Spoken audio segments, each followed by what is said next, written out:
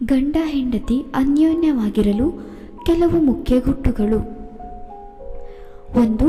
ಹೆಂಡತಿಯಾದವಳು ಗಂಡ ಮನೆಗೆ ಬರುತ್ತಲೇ ಸಮಸ್ಯೆಗಳನ್ನು ಹೇಳಬೇಡಿ. ಮುಗುಳ್ನಗೆಯಿಂದ ಸ್ವಾಗತಿಸಿ ಅವರು ವಿಶ್ರಾಂತಿ ತೆಗೆದುಕೊಳ್ಳಲು ಸಮಯ ನೀಡಿ. 2. ಪತಿಯು ಪತ್ನಿಯ ತಂದೆ ತಾಯಿಯ ಸ್ಥಾನವನ್ನು ತುಂಬಬೇಕು. 3. ದುಡ್ಡಿದ್ದಾಗ ಗಂಡನ ಜೊತೆ ಚೆನ್ನಾಗಿರುವುದು ದೊಡ್ಡ ವಿಷಯವಲ್ಲ. ಗಂಡ ಕಷ್ಟದಲ್ಲಿದ್ದಾಗ, ಅನಾರೋಗ್ಯದಲ್ಲಿ ಇದ್ದಾಗ ಗಂಡನ ಜೊತೆಯಾಗಿ ಇರುವವಳೇ ನಿಜವಾದ ಹೆಂಡತಿ. 4. ಗಂಡ ಹೆಂಡತಿ ಮಧ್ಯೆ ಜಗಳ ಆಗಲೇಬೇಕು. ಇದರಿಂದ ಒಬ್ಬರ ಮೇಲೆ ಒಬ್ಬರು ಇಟ್ಟಿರುವ ನಂಬಿಕೆ, ಪ್ರೀತಿ, ಕಾಳಜಿ ಎಷ್ಟಿದೆ ಎಂದು ಸ್ಪಷ್ಟವಾಗುತ್ತದೆ. ಅದನ್ನು ಸರಿಪಡಿಸಲು ಅವಕಾಶ ಅದು. 5. ಗಂಡನಿಗೆ ಸಂಭೋಗ ಮಾಡುವ ಆಸಕ್ತಿ ಜಾಸ್ತಿ ಇದ್ದರೆ ಅದನ್ನು ಅರಿತು ಹೆಂಡತಿ ನಡೆದುಕೊಳ್ಳಬೇಕು.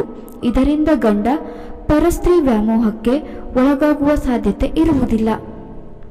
6. ನಿದ್ರೆಗೆ ಜಾರಿರುವ ಹೆಂಡತಿಯನ್ನು ಎಬ್ಬಿಸಿ ಸಂಭೋಗಕ್ಕೆ ಒತ್ತಾಯಿಸುವ ತಪ್ಪನ್ನು ಪತಿಯು ಮಾಡಬಾರದು. ಗಂಡ, ಮನೆ, ಮಕ್ಕಳು, ಅಡುಗೆ ಎಂದು ಮನೆಯಲ್ಲಿ ವಿಶ್ರಾಂತಿ ಇಲ್ಲದೆ ದಣಿದು ಮಲಗಿರುವ ಹೆಂಡತಿಯನ್ನು ಅರ್ಥ ಮಾಡಿಕೊಳ್ಳಬೇಕು. ಏಕೆಂದರೆ ಹೆಂಡತಿ ಕೇವಲ ಹಾಸಿಗೆಗೆ ಸೀಮಿತವಲ್ಲ. 7. ಪತಿಯು ಪತ್ನಿಗೆ ಪ್ರತಿ ಕಷ್ಟದಲ್ಲೂ ನಾನಿದ್ದೇನೆ ಎಂದು ಧೈರ್ಯ ತುಂಬಬೇಕು. 8. ಪತಿ ಪತ್ನಿಯರ ಮಧ್ಯೆ ನಂಬಿಕೆ ಬಹಳ ಮುಖ್ಯ. ನಿಮ್ಮ ಸಂಸಾರದ ರಥ ನಂಬಿಕೆ ಮತ್ತು ಪ್ರೀತಿಯಿಂದಲೇ ನಡೆಯಬೇಕು. 9. ಪತ್ನಿಯ ಕುಟುಂಬದವರೊಂದಿಗೆ ಭಾವನಾತ್ಮಕ ಸಂಬಂಧವನ್ನು ಹೊಂದಿರಬೇಕು. 10. ಹೆಂಡತಿಯಾದವಳು ರಾಣಿಯಂತೆ ಇರಬೇಕಾದರೆ ಮೊದಲು ಗಂಡನನ್ನು ರಾಜನಂತೆ ನೋಡಬೇಕು. 11. ಪತ್ನಿಗೆ ಕಷ್ಟದಲ್ಲಿ ಧೈರ್ಯ ತುಂಬಿ ಮುಂದಿನ ಬದುಕಿನ ಬಗ್ಗೆ ಭರವಸೆಯನ್ನು ಮೂಡಿಸಬೇಕು. 12. ಪತಿಯಾದವನು ಹೆಂಡತಿಯನ್ನು ಗೌರವದಿಂದ ಮಾತನಾಡಿಸಬೇಕು. 13. ಪತಿ ಪತ್ನಿಯರು ಇಬ್ಬರ ಆಸೆ ಆಕಾಂಕ್ಷೆಗಳಿಗೆ ಒಬ್ಬರಿಗೊಬ್ಬರು ಬಲಿ ಕೊಡಬೇಕು. 14.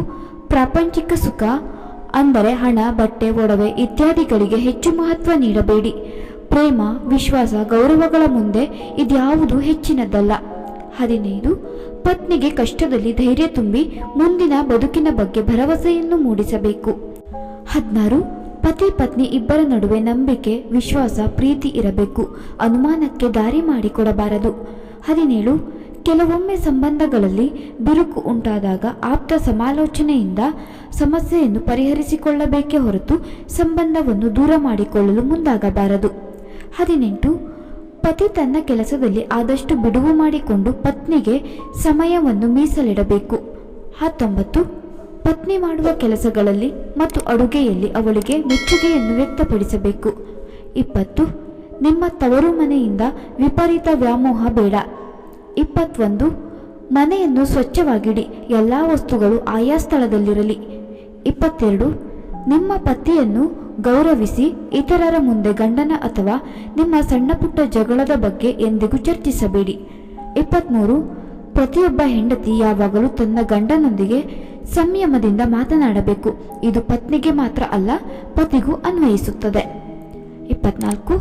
ಪತಿ ಕೇವಲ ಪತ್ನಿಗೆ ಪತಿಯಾಗದೆ ಉತ್ತಮ ಸ್ನೇಹಿತನಾಗಿ ಅವಳ ಅಂತರಂಗದ ಭಾವನೆಗಳಿಗೆ ಸ್ಪಂದಿಸಬೇಕು. 25. ಪತ್ನಿಗೆ ಆರೋಗ್ಯ ಸಮಸ್ಯೆ ಉಂಟಾದಾಗ ಆಕೆಯ ಕೆಲಸದ ಹೊರೆಯನ್ನು ಕಡಿಮೆ ಮಾಡಿ ಅವಳ ಆರೋಗ್ಯದ ಕಡೆ ಗಮನ ಹರಿಸಬೇಕು. 26. ಒಂದು ವೇಳೆ ಪತ್ನಿ ಭಾವನೆಗಳನ್ನು ಮೀರಿ ಮಾತುಗಳನ್ನು ಬಳಸಿದಾಗ ಅವಳನ್ನು ಶಾಂತಗೊಳಿಸಿ ತಿಳಿ ಹೇಳಬೇಕು. 27. ಪತ್ನಿಗೆ ಅಂಬಲಿ ನೀಡಿದರೂ ಸರಿಯೇ, ಅದು ಅವನ ಸ್ವಂತ ದುಡಿಮೆ ಆಗಿರಬೇಕು. 28. ಯಾವುದೇ ಸಂದರ್ಭ ಬಂದರೂ ಒಬ್ಬರಿಗೊಬ್ಬರು ಬಿಟ್ಟುಕೊಡದೆ ಜೀವನ ಸಾಗಿಸುವುದರ ಜೊತೆಗೆ ಇನ್ನೊಬ್ಬರಿಗೆ ಮಾದರಿಯಾಗಬೇಕು. 29. ತನ್ನ ಮಕ್ಕಳು ಉತ್ತಮ ದಾರಿಯಲ್ಲಿ ಸಾಗಲು ಮಾರ್ಗದರ್ಶಕನಾಗಿ ತನ್ನ ಕರ್ತವ್ಯವನ್ನು ನಿಭಾಯಿಸಬೇಕು. 30. ಜಗಳ, ಕೋಪ, ಹತಾಶೆ ಮತ್ತಿತರ ಸಮಸ್ಯೆ ಏನೇ ಬಂದರೂ ತಾಳ್ಮೆ ಕಳೆದುಕೊಳ್ಳದೆ ಶಾಂತವಾಗಿ ವರ್ತಿಸಬೇಕು. 31. ಗಂಡ ಹೆಂಡತಿಯ ಸಂಬಂಧ ಮೀನು ಮತ್ತು ನೀರಿನಂತೆ ಇರಬೇಕು, ಒಂದನ್ನೊಂದು ಬಿಟ್ಟು ಇರಲಾರದಂತೆ. 32. ಕಷ್ಟ ಬಂದಾಗ ಕುಗ್ಗದೆ, ಸುಖ ಬಂದಾಗ ಹಿಗ್ಗದೆ ಸಮಚಿತ್ತದಿಂದ ಇರಬೇಕು. 33. ಸಮಾಜದಲ್ಲಿ ಪತ್ನಿಯು ಅವಳದೇ ಆದ ಸ್ಥಾನಮಾನ, ಗೌರವವನ್ನು ಗಳಿಸಿಕೊಳ್ಳಲು ಪತಿಯು ಬೆಂಬಲವಾಗಿರಬೇಕು. 34.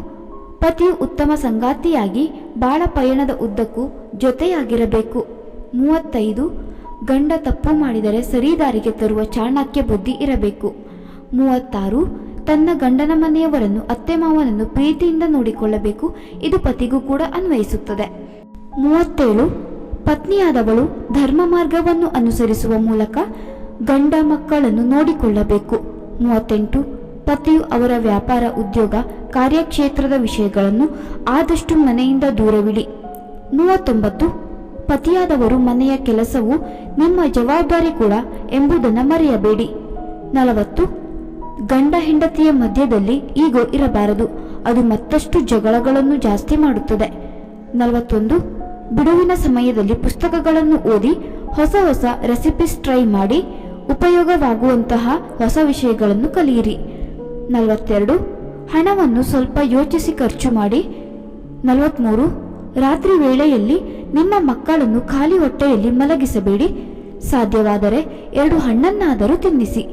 44 ರಾತ್ರಿ ವೇಳೆ ಹಾಸಿಗೆಯಲ್ಲಿ ಮಲಗುವ ಮುನ್ನ ಕೈಕಾಲು ಮುಖವನ್ನು ತೊಳೆದುಕೊಂಡು ಮಲಗಿ, ಏಕೆಂದರೆ ಯಾವುದೇ ನಕಾರಾತ್ಮಕ ಅಂಶಗಳು ಮೊದಲು ಸ್ಪರ್ಶಿಸುವುದು ನಿಮ್ಮ ಕಾಲುಗಳನ್ನು. ಅದಕ್ಕಾಗಿ ಹೀಗೆ ಮಾಡುವುದರಿಂದ ನಕಾರಾತ್ಮಕ ಅಂಶಗಳು ದೂರವಾಗಿ ನಿದ್ರೆಯು ತಂಪಾಗಿ ಬರುತ್ತದೆ.